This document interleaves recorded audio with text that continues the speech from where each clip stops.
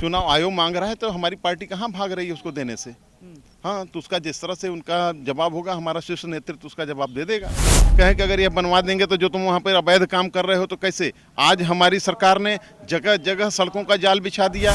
नहीं देखिए, जंगल राज तो जहाँ जंगल है वहाँ पर तो ये कहें कि वहाँ पर जंगली पशु नहीं होगा, यह तो नहीं कहा जा सकता। गंगा से निकली 3 नहरें, 2 सूखी एक बहबे न करे, जो बहबे न करे उसमें नहाने आए 2-3 ब्राह्मण, 2 बह गए, एक मिलबे न करे। तो हम दूसरे के यहाँ जाकर के कितना हम अपने आप को मजबूत साबित कर पाएंगे, ये तो वक्त ही बता पाएगा। चलिए बिल्कुल। नमस्कार, आप देख रहे हैं #भारत न्यूज और मैं हूं आपके साथ आलोक दीक्षित। इस वक्त हमारे साथ मौजूद हैं सोनभद्र से अल्पसंख्यक मोर्चे के जिला अध्यक्ष सर कमलेश सिंह जी। आपका बहुत बहुत स्वागत है हमसे बातचीत करने के लिए। सवाल आपसे है, अभी कांग्रेस पार्टी के जो सांसद हैं राहुल गांधी जी, रायबरेली से सांसद हैं, राष्ट्रीय अध्यक्ष रहे हैं, एक प्रेस कॉन्फ्रेंस करते हैं, हरियाणा के जो आपकी जीत को वोट चोरी का जीत बताते हैं और कहते हैं कि भारतीय जनता पार्टी ने 25 लाख वोटों की हेराफेरी की है। क्या कहेंगे? ये इनकी बात हमारे समझ में इस तरह से है जैसे कि एक कहावत कहते हैं कि खिसियानी बिल्ली खंभा नोचे।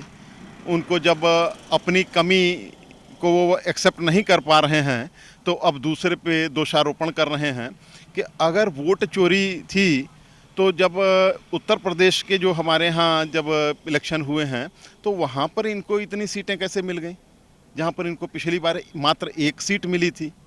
अगर वहाँ वोट चोरी हमारी पार्टी कर रही है तो यहाँ पर वोट चोरी करके जो 1 सीट इनके पास थी पिछली बार वो भी ख़त्म हो जाती, जबकि इस बार तो इनकी सीटें बढ़ी हैं। नहीं, उनका क्या जो सवाल है, आप मानते हैं जैसे उनके सवाल हैं, उन्होंने तथ्य दिए हैं कि 22 एक ही जो ब्राजीलियन मॉडल है, 22 पहचान पत्रों के साथ उसके नाम के साथ उसके एड्रेस के साथ वोट डाला गया है। ये सब कुछ है, क्यों नहीं चुनाव आयोग जवाब दे देता है? क्या हलफनामा वगैरह जो मांग रहे हैं? देखिए, इस तरह से जगह जगह हलफनामे सरकार नहीं दे पाएगी। हलफनामा तो चुनाव आयोग मांग रहा है। चुनाव आयोग मांग रहा है तो हमारी पार्टी कहाँ भाग रही है उसको देने से। हाँ, तो उसका जिस तरह से उनका जवाब होगा, हमारा शीर्ष नेतृत्व उसका जवाब दे देगा। हाँ। अच्छा, बिहार में चुनाव है, पहले चरण में बम्पर वोटिंग हुई, 64.66% मतदान हुआ है। काफी समय बाद इतना मतदान हुआ, कैसे देखते हैं इस मतदान को कि यह हमारे यहाँ जो हमारी सरकार वहाँ रही है उसने आम जनता को जागरूक किया है। नहीं तो पूर्व सरकारें रही हैं जिसका कि प्रमाण एक हम बताएं कि एक बार लालू प्रसाद यादव जी से मीटिंग में किसी ने पूछा कि हमारे यहाँ ये पुल जो है नहीं बन रहे हैं तो क्यों नहीं बना। कहें कि अगर ये बनवा देंगे तो जो तुम वहाँ पर अवैध काम कर रहे हो तो कैसे। आज हमारी सरकार ने जगह जगह सड़कों का जाल बिछा दिया, आम जनता को दूर दराज जंगल को शहर से जोड़ दिया, जहाँ पर के जो पिछड़े लोग थे, कटे हुए लोग थे, वो मुख्यधारा से जुड़े। मुख्यधारा से जुड़ने पर उनमें मानसिक चेतना, राजनीतिक चेतना आई, मानसिक जागरूकता आई, जिस कारण यह वोट प्रतिशत बढ़ा है। तेजस्वी जी लगातार वादे कर रहे हैं कि जो है हम जो अपराधी हैं, खरमास पूरा समाप्त नहीं होने पाएगा, 2 महीने का वो अंदर होंगे जेल के, नौकरियां बांटेंगे, हर घर से एक नौकरी देने का वादा किया है। आप बस वही जंगल राज, क्या आपकी सरकार में जंगल राज नहीं है? नहीं देखिए, जंगल राज तो जहाँ जंगल है वहाँ पर तो ये कहें कि वहाँ पर जंगली पशु नहीं होगा, यह तो नहीं कहा जा सकता।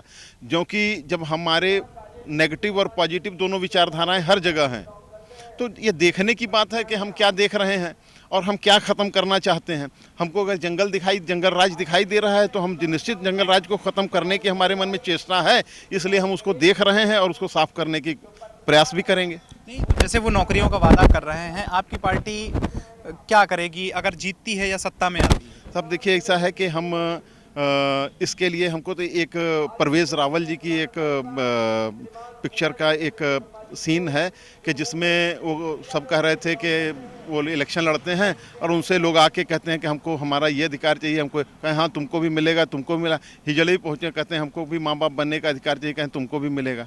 तो ऐसा ये एक चुनावी वादे कर देना कि एक ठीक उसी तरह से है कि गंगा से निकली 3 नहरें, 2 सूखी एक बहबे न करे, जो बहबे न करे उसमें नहाने आए 2-3 ब्राह्मण, 2 बह गए, एक मिलबे न करे।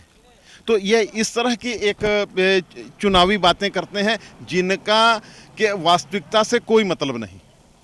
जो हम जीत करके आने की हमको उम्मीद है। हम आएंगे तो हम जो बोलेंगे अगर वो हम उसको पूरा कर पाएंगे तभी हम बोलेंगे। अखिलेश जी हैं, पूर्व मुख्यमंत्री हैं, बिहार चुनाव लगातार जा रहे हैं, पीडीए के नेता हैं, पीडीए के उनके जो पार्टी के लोग हैं उनको पीडीए का जन्मदाता बोलते हैं, बिहार में प्रचार कर रहे हैं, कोई सीट नहीं लड़ रहे हैं, कितना असर पड़ेगा?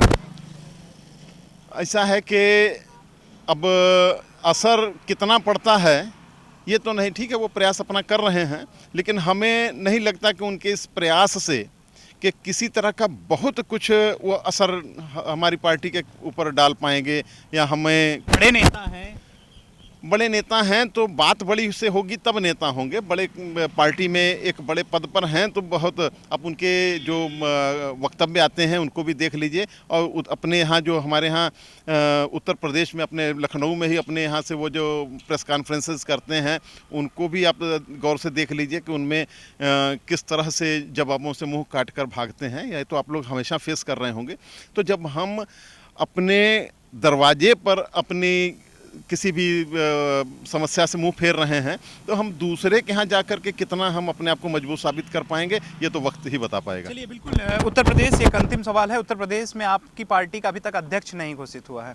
अखिलेश जी ने भी सवाल पूछा था संसद में अमित शाह जी से, क्या जवाब देंगे, क्या देरी क्यों देरी? देखिए इस पर ये हमारी बहुत छोटी औकात है इसका जवाब दे पाना, और रही बात कि हमारा शीर्ष नेतृत्व ने निश्चित इसमें कुछ गहन अध्ययन चल रहा होगा, क्योंकि हमारी पार्टी, एक बात हम इतना कहना चाहेंगे कि अनुशासित पार्टी है और यह अपने अनुशासन को ही सर्वोपरि मानती है और उससे नहीं भागती। अगर कुछ देरी हो रही है तो उसमें कहीं ना कहीं निश्चित कुछ अच्छा ही होने वाला होगा जिस वजह से देर हो रही है। चलिए बहुत बहुत धन्यवाद। तो ये थे हमारे साथ कमलेश सिंह जी, जिन्होंने हमारे हर एक सवाल का जवाब बेबाकी से दिया।